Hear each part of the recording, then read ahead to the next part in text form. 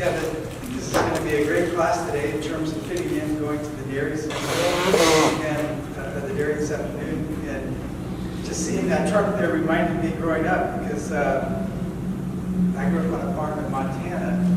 And in summer we put a hay all summer long, so we could feed it all winter long to the cows. But we would we used to have the buck rake, so if we can stack 2,000 bales in a day, that was like kind of a record. I think we got maybe 2,200 in a day. It's a lot of work, Yeah, it was a lot of fun, I guess, at the time too. Looking back in terms of being able to be working out there in the outdoors. It did get pretty hot, even though it wasn't Montana, especially when you're stacking the hay in the heat. But I want to go over, it's kind of interesting how in our state here, alfalfa has really grown in importance. And part of it is related to what we're going to go on this afternoon in terms of the tour. And I'm going to show you some numbers here and go through some things. But first off, I guess we want to think about, when we think of alfalfa, often we think of irrigation. Alfalfa takes a lot of water. And in the west here, we call it the 7 western states. This screen reflects out the 7 western states there. From Idaho, Utah, down to Arizona. They are states that are known for alfalfa production in wet form, primarily the exports. We'll get into that as well. But 95+% of all the alfalfa exports from the U.S. come from those 7 western states, and virtually all the production is irrigated. So we kind of have some issues, I guess, in the sense that alfalfa uses a lot of water, but then what makes alfalfa really good in those 7 western states as well is that it's a dry climate, right? So you can put it up without having mold. If we look at like the irrigation that's going on over the Mississippi over there, up from Louisiana, Arkansas there, that's primarily irrigation that's going for what?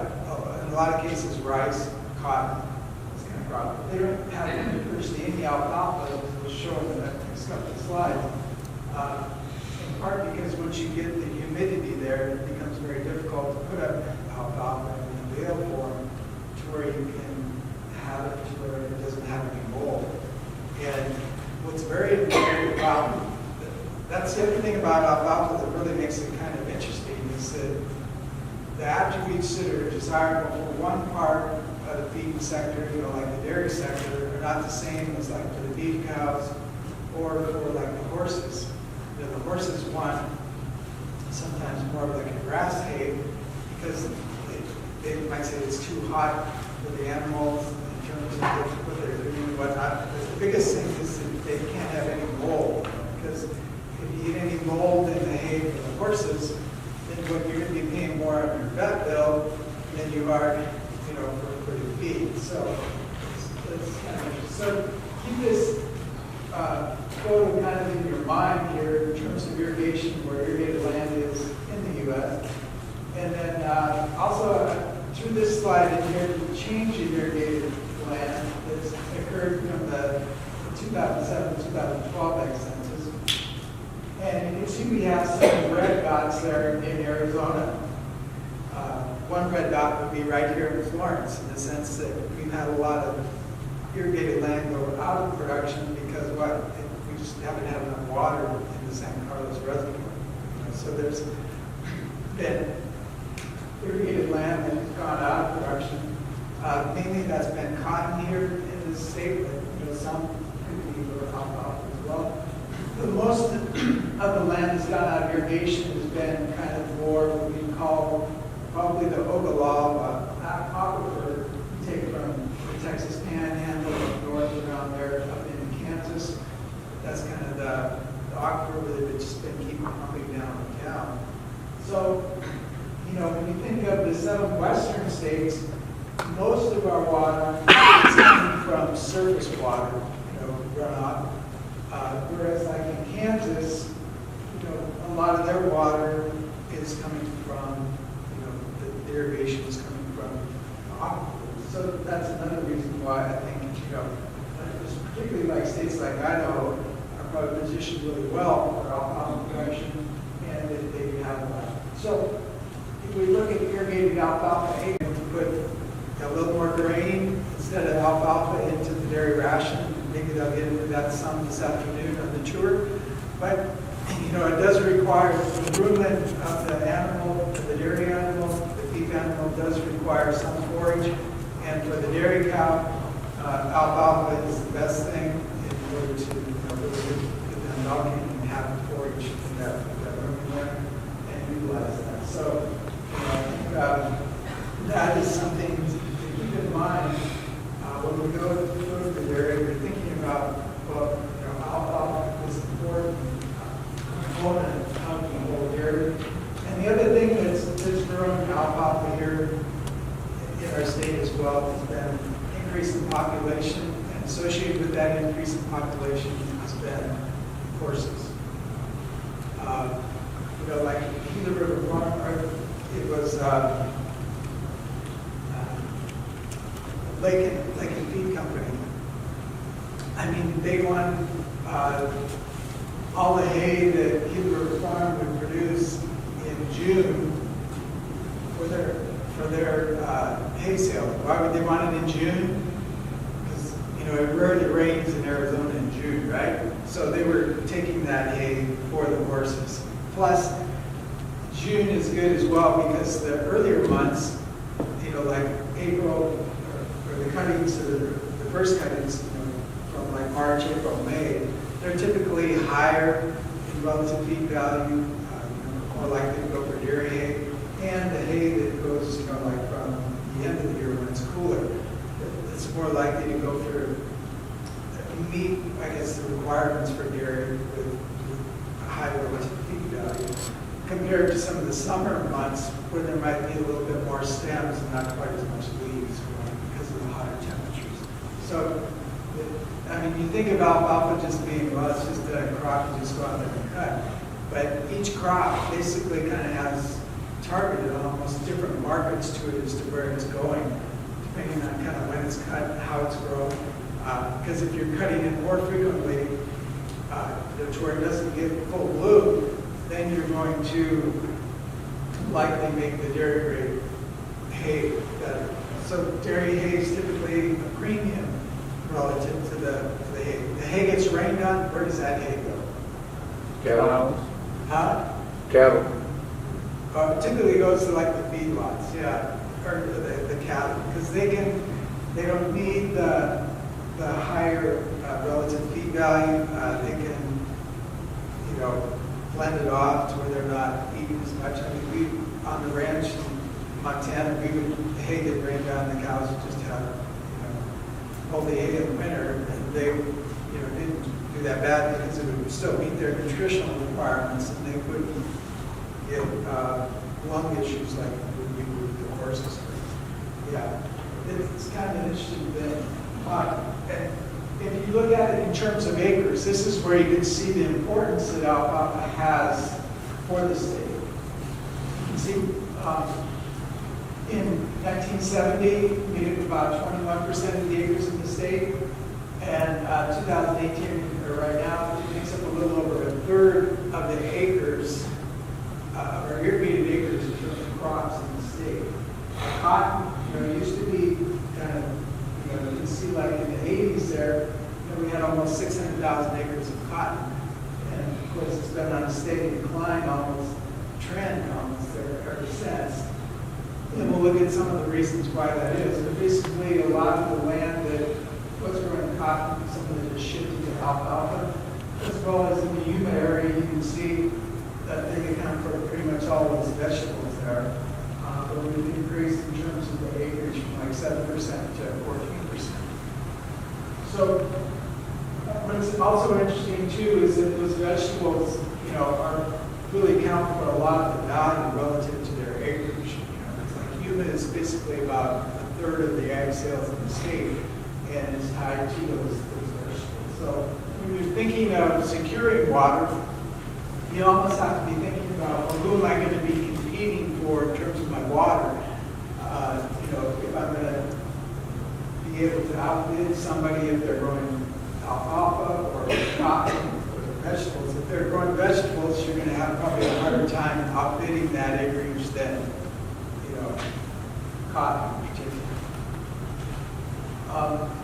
The other thing to note too, you see alfalfa's increased across the state there. Whereas most of that increase in acreage occurred, it's primarily been here in central Arizona, down in Maricopa. You can see the Colorado River counties over by Parker and up on Mojave, that area up there. They've always been strong in alfalfa. They're almost always, their crop mix is almost like 95% alfalfa year after year after year. They have relatively cheap water over there, and they're not into the vegetables as much like in the Yuma area. So the Colorado River counties in general, they've been strong in alfalfa and have been there for quite a while.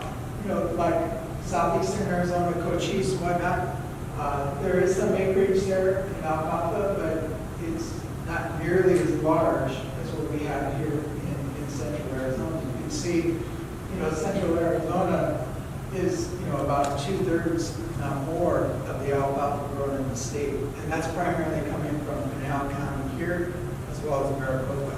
So Pinal and Maricopa make up virtually all that. There's just a little bit in Pima County in terms of alfalfa, hardly any. So it's all pretty much coming here from Pinal County and Maricopa as well. So why do we have this shift in terms of going from, a lot of cotton to alfalfa? One way to look at it is just in terms of, if we look at the ratio of revenues, so kind of the average county yield times the price, we have, in this sense, we have alfalfa, or we have cotton over alfalfa. So you can see alfalfa's been increasing over time. So that's why we have this downward trend, in the sense that it's becoming more and more favorable for alfalfa relative to cotton, looking at the revenue side over time. See that kind of downward trend. The ratio has gone from almost upwards of 2 in 1970 down to almost like about 1.7 now. And the yield ratios, so some people say, well, maybe it's tied to the yields, for alfalfa yield and cotton. You can see the yield ratio between cotton and alfalfa has been fairly flat here over this period. So it's all tied up into the price here. And you can see in the 70s, alfalfa price and upland prices, tracked pretty closely there in the early 70s, up and down, up and down. And then once we hit about 1994, you can see the alfalfa price there in the red line, taking off above the upland price there on the blue line. So what else happened about the same time period, right around here? So, but this is about when alfalfa exports really started to take off. There was a few exports before then, but this is when they kind of started to take off. You can see here Japan was in the mid-90s there. They were the largest customer by far. And then if you start looking here more recently, what you see in 2008, China had just their first little imports of alfalfa. What do you see since 2008? China's the largest buyer of U.S. alfalfa. So, China has really had an impact on, even central Arizona here, just in terms of the purchases of alfalfa.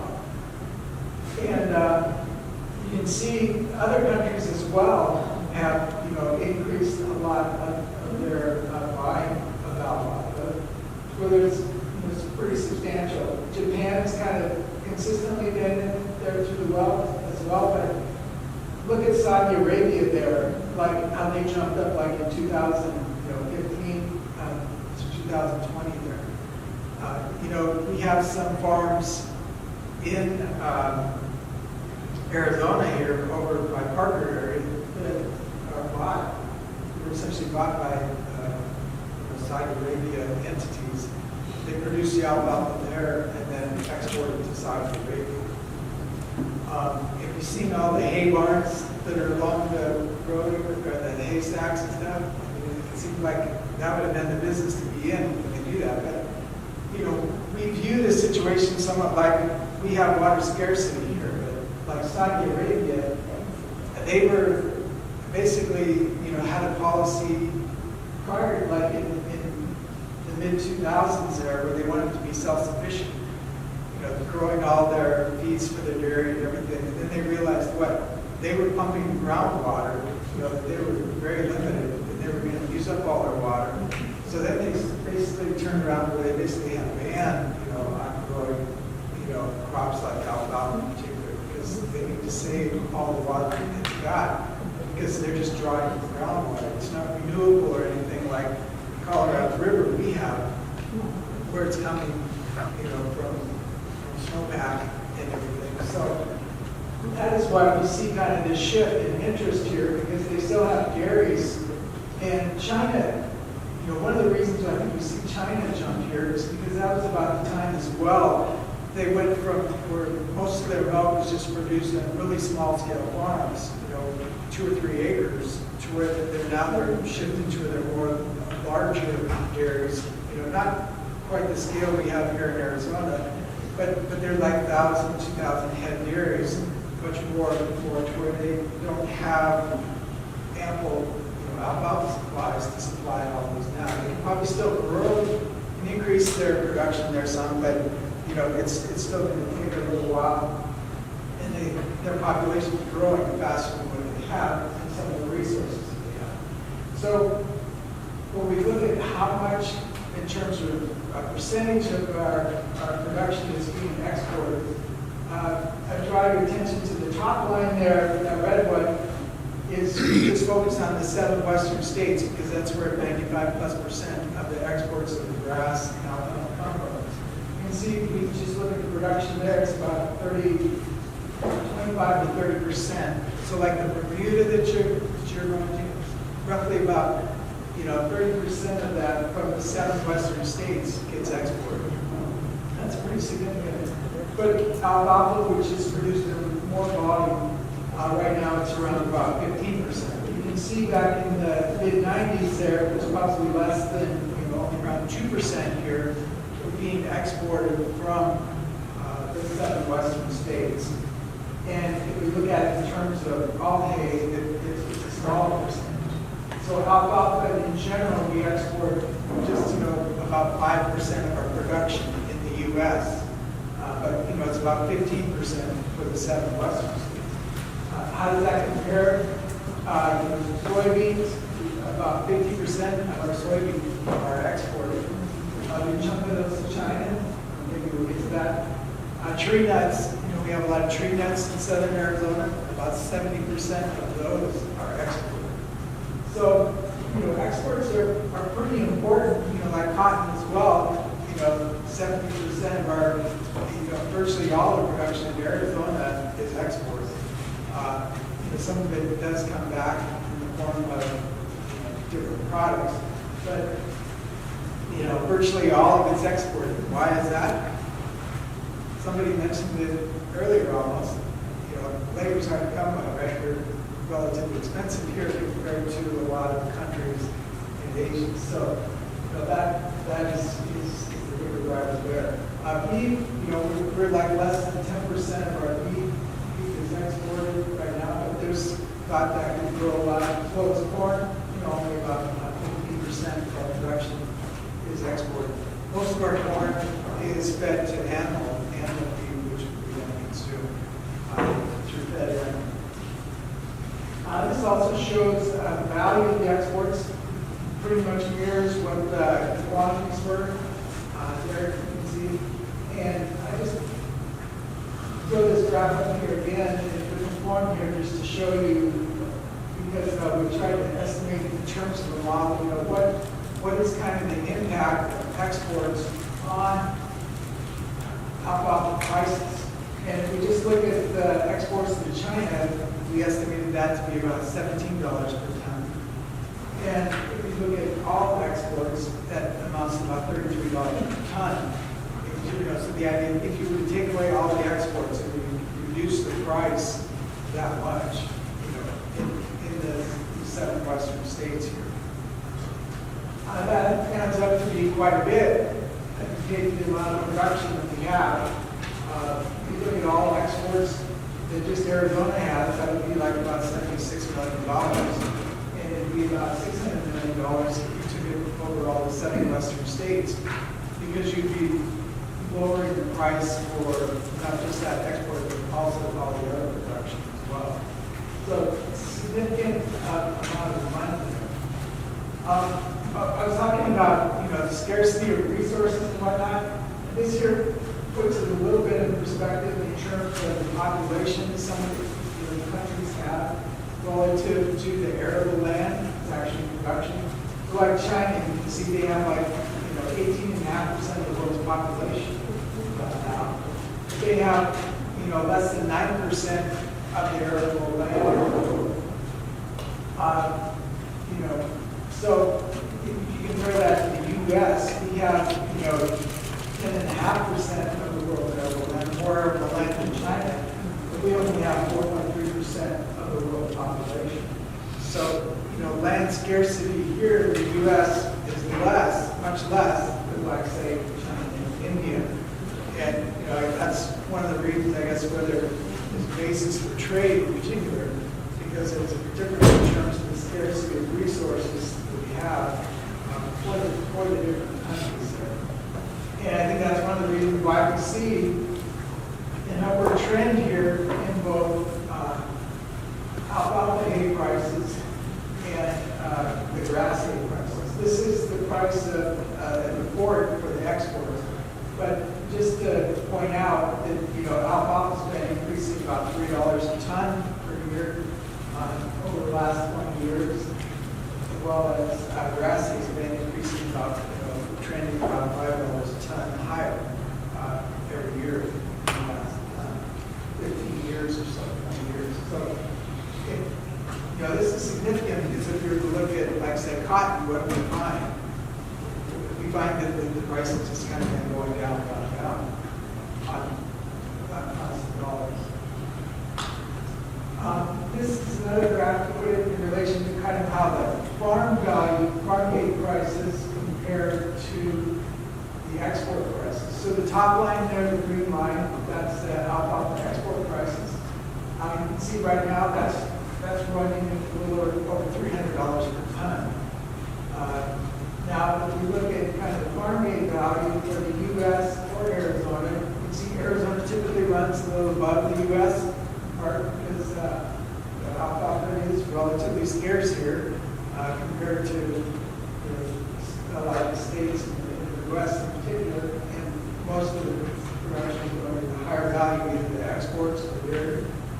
And you can see that that price right now is probably around, it's probably getting close to $200, somewhere in that area. But 175 is probably about where it shows here on the graph.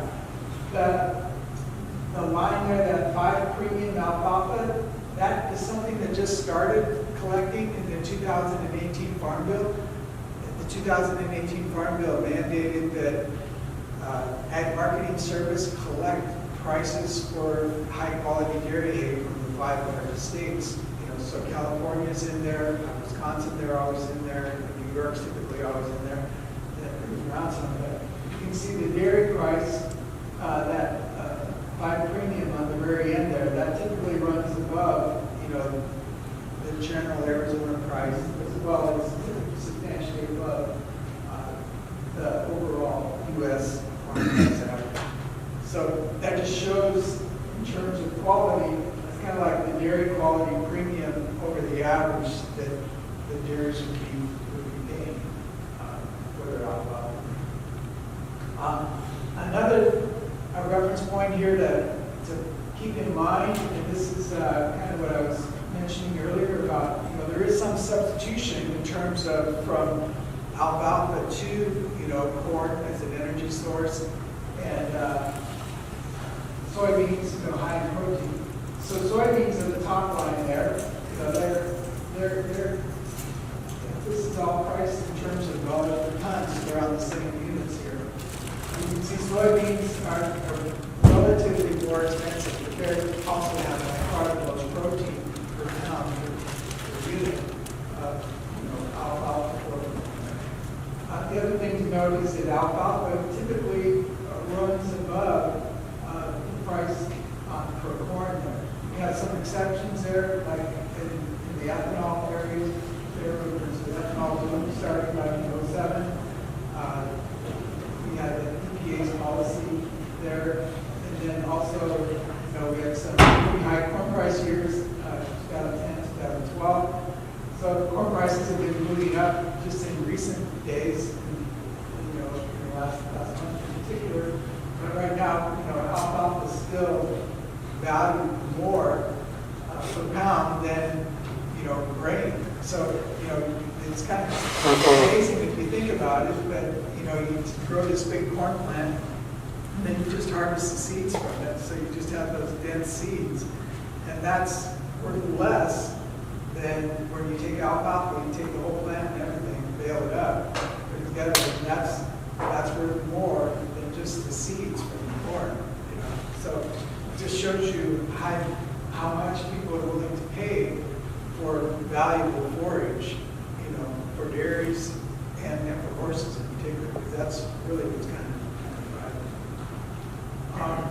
If we look at the alfalfa acreage across the U.S., we have about 260,000 acres here in Arizona. Not nearly as much as like Montana. We have 1.9 million acres. Idaho over 1 million acres. And California also has quite a bit, almost 500,000 acres of alfalfa production. The other thing, though, it's not just production or acres, but also production. What do we know about Arizona? How many cuttings will we have a year here in Arizona? About maybe, central Arizona, maybe 7 to 8 or so, whereas Yuma, maybe 10 or even 12 in some cases. Whereas if you're like in Montana, where I grew up, how many times were you cutting up there? Typically 2, yeah. It'd be really rare to make 3. On the production side, you can see Arizona jumps up there to where it has, like 2.2 million tons. Quite a bit relative to the acreage. California, 2.4 million tons, but still not as much as like Idaho and Montana in terms of total production, because they have, so many more acres, more than 3 times as many acres. I just note, like in 2019, that came up to about $476 million in farm value for Arizona, alfalfa produced. So it's a significant amount. If we look at just the change in production over the last year, you can see several states in the west there are down some. Idaho is up, and Washington, most of the other states are down, including Arizona, down about 5%. Hay stocks, to kind of give an indication of the carryover. This last year, there was a December hay stocks report, and you can see Arizona, though, is actually up some. So New Mexico, down a lot, in part due to the drought there. They have a lot of cattle feed, so they were feeding some in there, so that's why that's down. In Nevada as well, and Oregon. So a lot of states were up some, but California and Arizona currently are still up some. I guess looking to the future here, they also track the new seedings of alfalfa. So the one thing about Arizona that's somewhat unique to a lot of the other areas of the other states is the sense that we can plant alfalfa in the fall and then essentially be harvesting almost on a regular cycle next year. Turkish varieties. But you get into the varieties that are growing up in like Montana, I mean, we would have to have a cover crop here for 1 year before we bring it back into production. So it would take, you have almost like a 2-year lag to really have a substantial increase in your production. So right now, for this last year, new seedings are off, like 11% from typical. So this is one of the reasons why people are still, thinking that alfalfa is probably going to be on the bullish price side for the next, at least 2 to 3 years, because you just can't jump in there and increase a lot of production right away. And you can see even in Arizona, our new seeds production is off, 27%.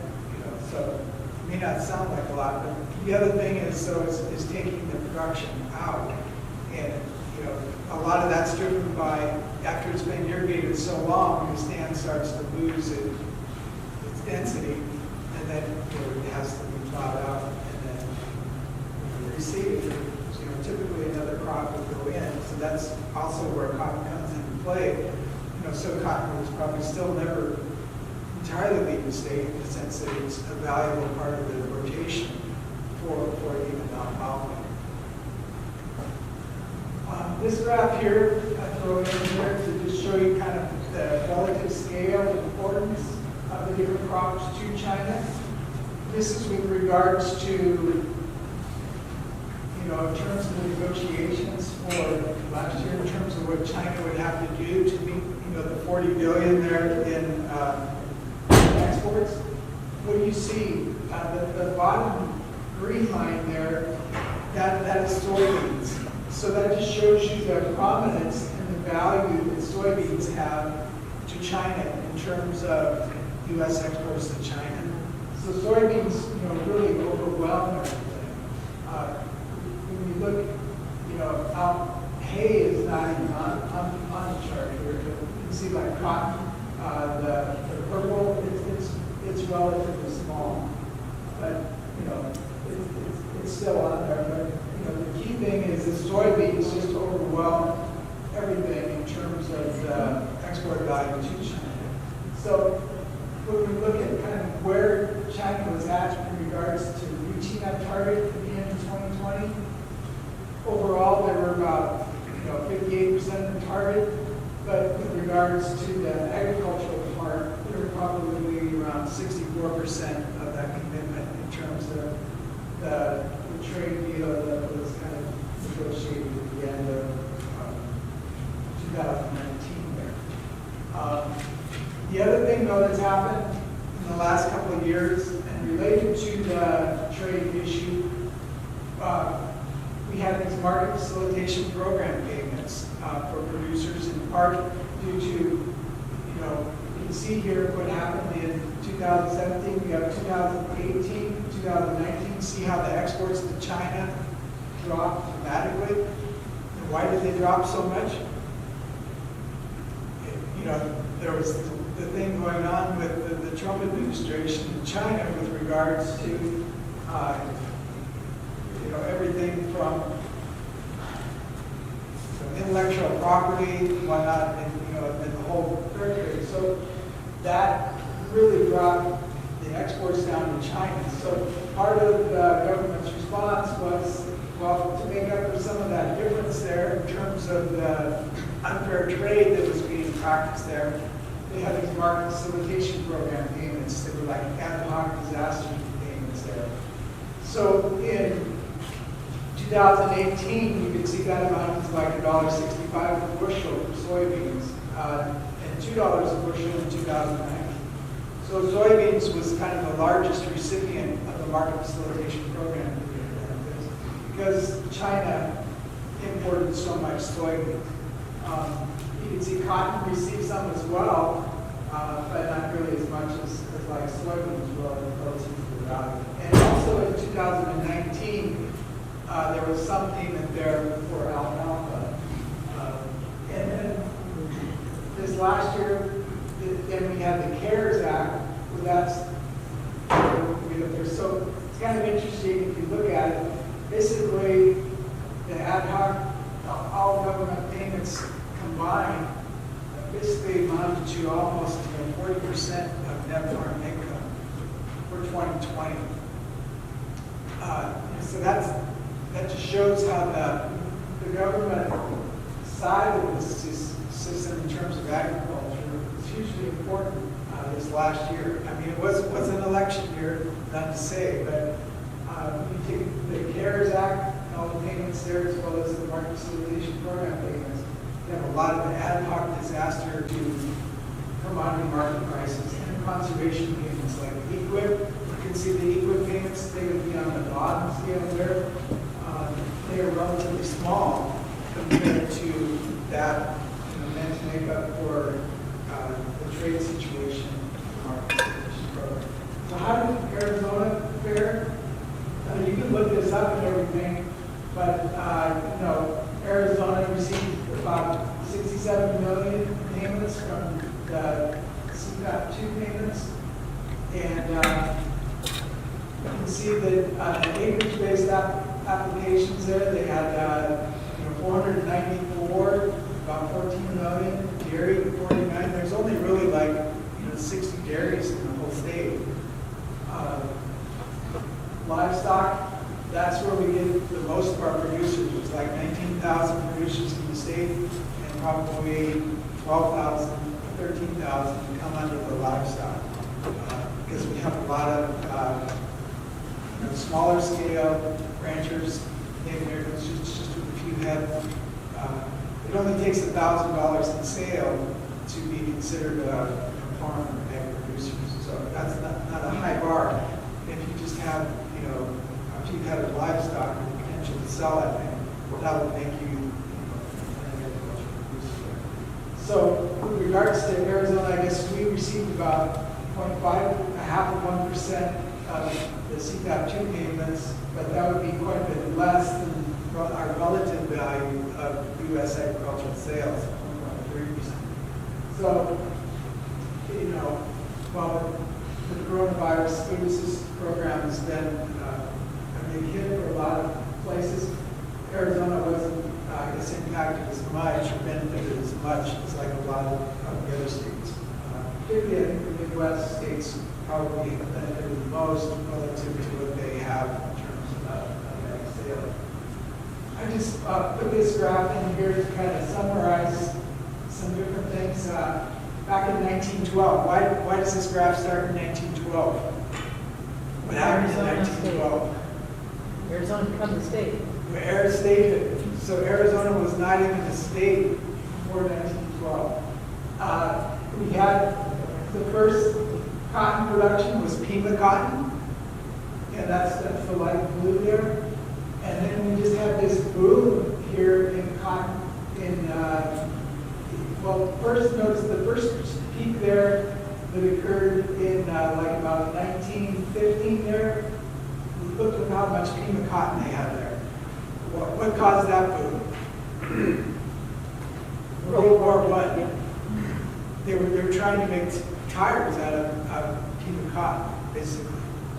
And that's how Goodyear got its name, basically. It was Pima cotton and grown in Goodyear, just trying to make tires. But they were doing some. You can see that fell off there. And then we had a big increase and move up. And then, like in the 50s there, we had almost 700,000 acres of production in cotton there. Prices were astronomically high compared to today. Pima price $9. What's it today? Maybe $1. So these are constant dollar prices here. Adjusted for inflation, and upland prices, $4. I remember reading about some of the farms. They had airplanes and they'd fly into different areas around the state and try to keep track of all the production. But you can see it's been on a steady decline kind of since then, and both prices as well as acreage. We had in the mid-70s, there was a big spike up there as well. But there's been a lot of pressure internationally, not just with cotton production, but also man-made fibers, the blend and whatnot. So that's the other thing that's kind of going against cotton guess, to kind of wrap up and think about it, you know, we've seen a lot of change over time here, and we're probably going to see more change in time coming to the future. And I think, you know, one of the things that we're going to see changing continually is that Arizona's population is probably going to continue to grow. You know, I mean, everybody pretty much projects that. We have people moving in from other states, and that's probably going to continue for some time. And that's going to put, you know, more, I guess, demand for the dairy side as well as horses, which will, you know, demand more for water and alfalfa. You know, the water levels on Lake Mead are such that we're continuing to use more water. The demand is greater than the supply coming in, so it's just a matter of time before somebody's going to have to cut back. And, you know, is that going to be to where we don't grow alfalfa?